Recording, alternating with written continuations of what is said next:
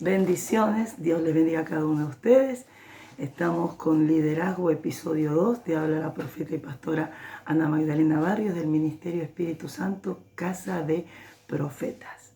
Muy bien, habíamos hablado en el episodio anterior y habíamos dicho que el hombre, por naturaleza, es líder. ¿Sí? Siempre hay una pregunta que se hace y se dice, ¿el hombre se hace o nace? No, el hombre nace líder, porque así lo formó Dios y eso lo podemos ver en el libro de Génesis, porque nos dio la autoridad de gobernar, de sojuzgar toda la tierra, pero con la caída se desvirtuó todas las cosas. Pero aquí que con la venida de Cristo todas las cosas se han recuperado. No solamente se ha recuperado el alma del hombre, no solamente se ha recuperado la naturaleza, porque la naturaleza también sufrió un cambio y vuelve a ser recuperado. No se olviden que cuando el Señor le habla a Pedro y le dice, Pedro, mata y come, le está diciendo, ¿sí? Todo lo santifiqué, porque Pedro le dice, se pone una confrontación con el Señor y le dice, nada inmundo ha entrado en mi boca, y el Señor le dice, no digas inmundo lo que yo he santificado. Eso significa que no solamente el hombre se recuperó, sino también toda la naturaleza. Absolutamente. A través del sacrificio de Cristo, todo se ha santificado. Entonces, entendemos que cuando nacemos de nuevo, cuando reconocemos a Jesucristo como nuestro único Salvador, les estamos diciendo, Señor, tú eres el Señor de esta casa, tú eres el Señor de esta vida, toma el control. Ahí es cuando nace la nueva criatura que nace. No somos nosotros mismos, sino es Cristo. Hay una natividad, así como hace 2000 años, ¿sí? Hubo un nacimiento, el nacimiento de nuestro Señor Jesucristo, que trajo salvación y vida eterna a toda la humanidad. Cada vez que nosotros le reconocemos, cada vez que el hombre, el ser humano, le reconoce a Jesucristo como único y suficiente Salvador, lo que están haciendo dentro de nosotros es el nuevo hombre, la nueva mujer, pero es Cristo el que nace. Hay una natividad. Entonces dice que hay fiesta en los cielos cuando hay un pecador que se arrepiente. ¿Por qué? Porque ese pecador deja su antigua vida para darle lugar a Cristo. Y es ahí cuando nace en el nuevo nacimiento, donde necesitamos ser mentoreados, necesitamos ser alimentados, necesitamos ser sustentados, necesitamos ser abrazados. Y todo esto tiene que ver con la iglesia, los ministros, los líderes, ¿sí? Y la palabra de Dios, y sobre todo la palabra de Dios. Entonces hay una nutrición que nosotros vamos teniendo. Yo no sé si ustedes recuerdan cuando reconocieron a Jesús como su único y suficiente Salvador, y tu vida cambió. A partir de ese momento comenzamos a congregarnos, y no debemos dejar de congregarnos, dice el apóstol Pablo, como alguno tiene por costumbre. Así que no es nuevo el dejar de congregarse. Eso lo sufren los apóstoles y los ministros desde hace mucho tiempo, pero no es bueno. ¿Por qué? Porque necesitamos estar insertados, ¿sí? en la voluntad de Dios. Nosotros podemos recibir porque hacemos nuestros cultos personales, nuestro altar personal, pero también cuando todos nos juntamos, el Señor dice que Él habita en medio de la alabanza de su pueblo, y allí derrama bendición y vida eterna. Cuando todos nos juntamos en el nombre del Señor, allí hay eternidad. ¿Por qué?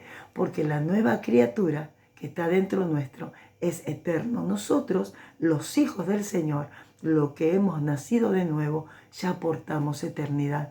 Usted no va a esperar a partir de este mundo, ¿sí? A ir a la presencia de Dios para entrar en la eternidad. Usted ya porta eternidad. Entonces, en esta caja, ¿sí? En esta caja de barro hay algo que es un tesoro incalculable, invaluable, que es la presencia de Cristo. Entonces ahí, cuando nace la nueva criatura, ahí se comienza a nutrir y se comienza a desarrollar. Entonces, dice, factores que influyen en la formación. El carácter comienza a desarrollarse en la infancia y se consolida en la edad adulta. El temperamento ya está desarrollado en el nacimiento y se manifiesta en los primeros meses de gestación. Y aunque muchas veces se confunde carácter con temperamento porque están muy unidos, no son lo mismo. Bueno, entonces por un lado tenemos el carácter. El carácter se forma a causa del entorno, ¿sí? Hablando de un niño, tiene que ver con la familia, con la escuela, con los amigos, con los familiares, con lo que le rodea. Ahí se va forjando el carácter con la educación y la disciplina. Ahí es donde se va formando. Al niño hay que enseñarle, al niño hay que orientarle, al niño hay que dirigirle, al niño hay que corregirle. Es como la plantita que van haciendo, uno le pone un tutor y lo ata a la plantita para que crezca. Una vez que creció y su tronquito se endureció, uno le saca ese tutor, ¿sí? O esa guía, y la planta va a seguir su curso. Con los niños es igual. En la vida espiritual es lo mismo. Necesitamos un guía, nuestros líderes pastores, porque se están desarrollando y sobre todo dejar que la presencia de Dios trabaje dentro nuestro. Ese es el entorno donde el carácter de Cristo tiene que ser trabajado dentro de nosotros, ¿sí? Después del nacimiento.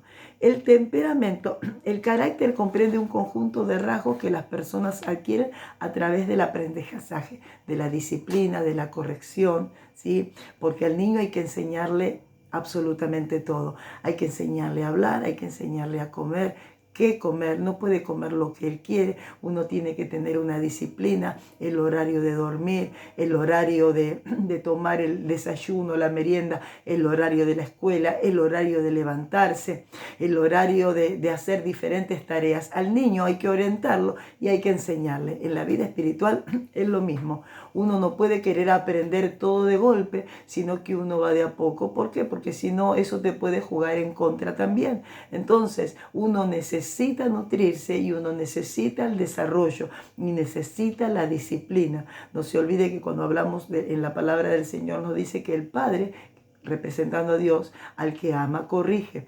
Y Dios nos corrige a través de su palabra, a través de nuestros líderes, a través, sí, de nuestros pastores. Dice, el temperamento es una tendencia constitutiva del individuo, ¿sí? O sea que es entero, no es en parte temperamental, en parte no es entero. Cuando el niño nace, ahí comienza a desarrollarse el carácter por el entorno, pero el temperamento se gesta a medida que se va gestando la criatura, ahí va el temperamento. ¿Sí? Muchos preguntan en qué momento de la niñez uno puede comenzar a enseñar o corregir al niño. Esto es desde el nacimiento, desde que se está gestando. En uno de mis embarazos yo tuve una bebé en mi vientre que tenía un carácter muy fuerte y que cuando nace manifestó ese carácter hasta el día de hoy. Tiene un carácter, ¿sí? Y un temperamento ¿no? Efusivo.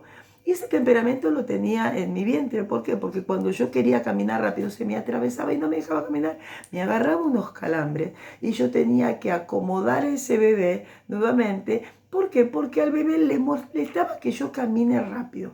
Entonces yo la enderezaba. ¿Por qué? Tenía otra criatura anteriormente y uno tiene un diario vivir y ciertas cosas que hacer. Y a este bebé le molestaba y manifestaba, atravesándome su panza, que le molestaba lo que afuera estaba sucediendo.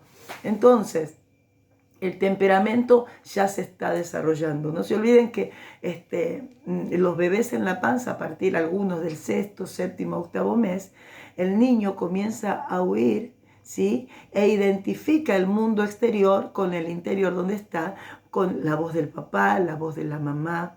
Nuestros hijos pentecostales, cuando vamos a la iglesia, están acostumbrados al ruido, a los gritos, a la pandereta, al sonido de la guitarra, a la batería. Por eso esos bebés, cuando nacen y lo traen, ni bien nacen a la iglesia, en pleno culto de avivamiento, el bebé duerme como un pancho, porque ya está acostumbrado, porque ya escucha y ya ese carácter, sí, ese temperamento está siendo moldeado. ¿Por qué? Porque ya desde el vientre de su madre estaba acostumbrado a la alabanza, a la adoración, a los gritos de júbilo. Dice la palabra del Señor en el libro de San Lucas. Ustedes pueden ver la historia de María, cuando María está embarazada de Jesús, ¿sí? Ella a los 3 meses sube a visitar a su pariente Elizabeth, que estaba embarazada de 6 meses de Juan el Bautista. Dice que María, cuando la saluda, porque no saludó al bebé, saludó a Elizabeth, cuando escucha la voz, el bebé en el vientre de Elizabeth, dice que se estremeció y fue lleno del Espíritu Santo. Así que nuestros niños, en un culto, en una adoración privada, en un culto familiar o cuando alabamos al Señor aún cocinando y sentimos la presencia del Señor, las que están embarazadas, créanme, sus niños están siendo ministrados por la presencia de Dios. Sus niños pueden ser llenos de la presencia de Dios y del Espíritu Santo. Sin aún no saber hablar, el Espíritu entiende. Por eso la palabra del Señor dice que el Espíritu entiende, porque está hablando al Espíritu, no a las emociones. Entonces el niño dentro del vientre de su madre, su temperamento y el carácter puede ir siendo formado, ¿sí? Dice, el temperamento tiene un origen en la herencia biológica y es innato, ¿sí? Tiene que ver desde el vientre de la madre y esto no se cambia. Se puede educar, ¿no? Se puede sujetar, pero el temperamento es el temperamento. Es por eso que en 2 Corintios 5, 17 dice, de modo que si alguno está en Cristo, nueva criatura es, las cosas viejas pasaron, y aquí todas son hechas nuevas. Entonces, el líder en el momento de decir, Cristo es mi Salvador, en el momento de soltar su vida para que el Señor se enseñoree de él, en ese mismo momento no solamente es nueva criatura, no solamente es salvo, no solamente hacen fiesta en el cielo, ¿sí? Sino que en ese momento también nace un líder, porque no es el líder según el ser humano, sino Cristo, ¿sí? Yo no soy pastora, es Cristo el pastor en mí. Yo no soy profeta, es Cristo el profeta en mí. ¿Por qué? Los dones y los ministerios, aunque son irrevocables, son los regalos que Dios nos dio a nosotros y es la forma con que Él va a edificar la iglesia. Eso dice Efesios 4:11, dice que constituyó los 5 ministerios, ¿sí? Para edificación, ¿sí? No dice para bendecir, para restaurar o para innovar, dice para edificación.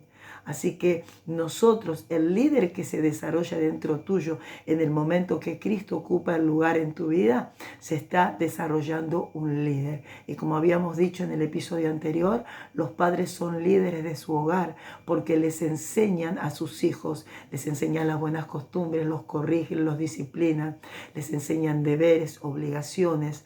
Entonces, así como somos en nuestra casa, también nosotros tenemos que permitir que Cristo nos mentoree. Aunque hay una diferencia entre líder y mentor, ¿sí? El mentor tiene que ver con la mente, tiene que ver con lo que se siembra dentro de tu mente, pero eso es otro tema. Dice, el carácter de un líder, ¿sí? Nacido de nuevo, debe desarrollar el carácter y el temperamento de Cristo, lo que recién estábamos hablando, ya que el temperamento se desarrolla en la gestación y el carácter en la niñez espiritual, ¿sí? El carácter viene del griego, ¿sí? Carácter, dice el que graba.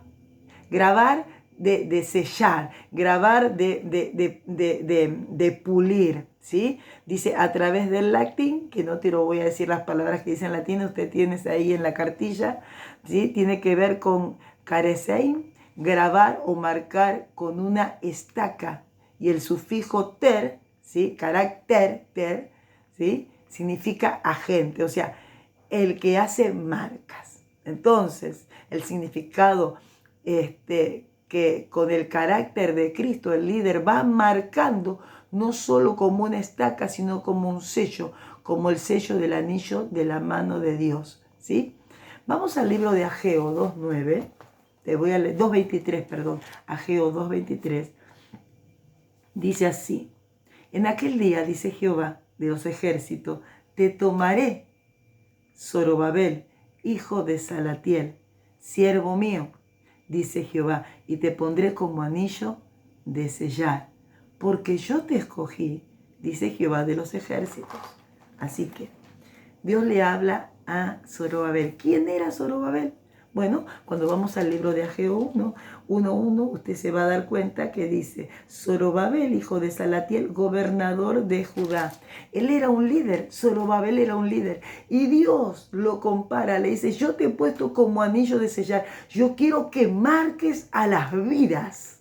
Quiero que marques con mi palabra. Quiero que marques con mis promesas. Quiero que les grabes en sus oídos y en su corazón a través de la buena gobernación, del buen liderazgo, de las buenas costumbres.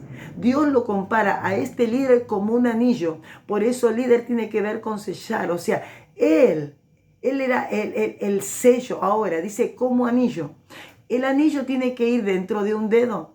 Así que él era anillo como anillo, pero el dedo era de la mano de Dios.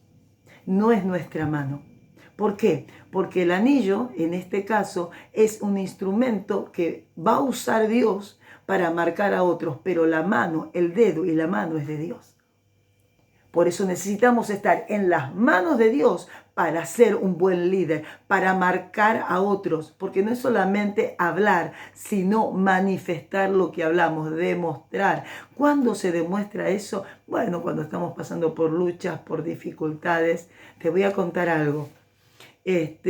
Hace algunos años, mi mamá, que fue una líder para mí y fue una mentora, ella me enseñó las cosas de Dios y me enseñó la fe. Ella fue una mujer de fe y yo aprendí en este tiempo, después que ella ya no estuvo en esta tierra, porque está en la presencia de Dios, yo comencé a desarrollar lo que ella me hablaba y lo que ella vivía. Entonces, nosotros que somos ministros, pastores, siempre estamos alentando a la gente, pero me tocó a mí pasar por este suceso. Mi mamá tomó un cáncer terminal, un cáncer de páncreas, y ella desde el momento que se le desencadena duró 6 meses. Los ojos de la congregación estaban sobre mí, porque mirando a ver mis reacciones, todo lo que uno predica, todo lo que uno ministra, todo lo que uno aconseja, llegó la hora de ponerlo por obra. Porque yo iba a todos los sepelios de mis hermanos, seres queridos, y podía acompañarlos, pero nunca había hasta ese momento perdido algo tan cercano mío, tan entrado en mí como mi mamá. Entonces yo sabía, no fue fácil, pero te puedo asegurar, cuando está la presencia de Dios y te sostiene, todo lo que soltaste y todo lo que hablaste te mantiene en pie. Porque no es algo que uno enseña y da por hablar, sino que uno lo mantiene. Humanamente, yo siempre decía que cuando si alguna vez mi mamá me faltaba, yo me iba a morir. Y ella me decía, no, Ani, no te vas a morir. Y yo le decía, sí, mamá, me voy a morir atrás tuyo. Y ella me decía, no, no te vas a morir. No me morí. Entonces, experimenté la paz, porque no fui una hija perfecta, pero sí fui fiel a mi madre y estuve hasta el último segundo. Una vez que enterramos a mamá ese día, sinceramente yo sentía que le decía hasta luego, nos vemos pronto, porque no estaba enterrando. Yo sentía que ella no estaba en ese cajón y que había ido al viaje más hermoso y al último viaje de la vida. Ese día que enterramos a mamá, en el culto, la presencia de Dios me invadió y yo dancé.